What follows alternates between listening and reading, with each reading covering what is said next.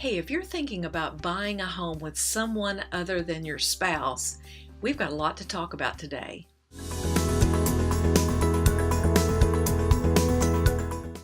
Hi, I'm Charlotte Mabry with Keller Williams Realty, and I sure do appreciate you taking time to watch our video blog today.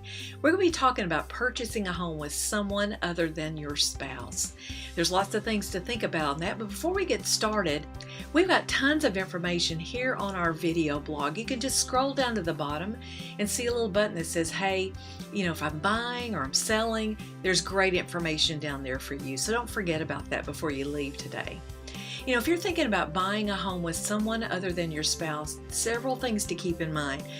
What's this relationship? Are you just like college roommates buying something together for a short term?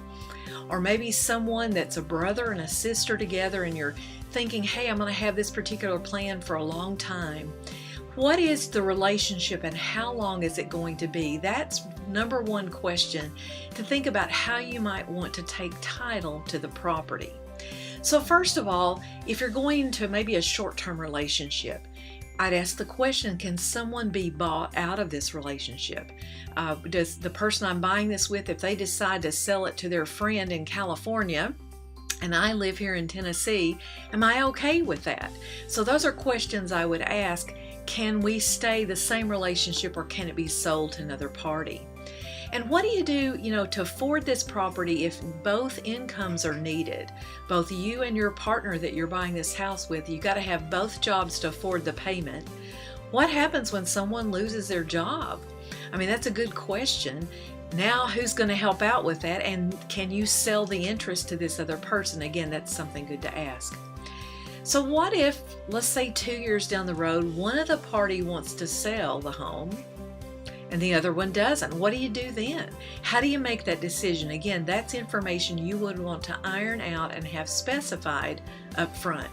So now it comes down to how you take title to the property. Do you do it in both names, one person's name?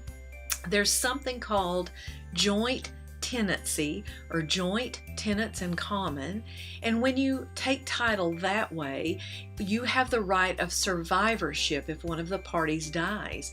So that might be of interest how you would want to do that. So if something happens to one party, the other one gets the property. If we do something called joint tenants in common, that means that either party can sell their share of this ownership of this home to whomever they like. So that's a question. Do you want to be tenants in common, or do you want to have, joint tenancy differently? So that's a great question to ask up front. How are we going to take title to this property? And what about the repairs and the utilities and all the different things that come along with owning a home? Sounds like I'm discouraging you from doing this. I'm not. I think it's a great idea to own property together. It's just you need to ask every question from start to finish on how you're going to take title to the property. That's why it's a great idea to sit down with a title insurance attorney, a title attorney that really knows their stuff, who can help you map everything out so that you have it all taken care of to start with. If you'd like good contact information on that, we've got that.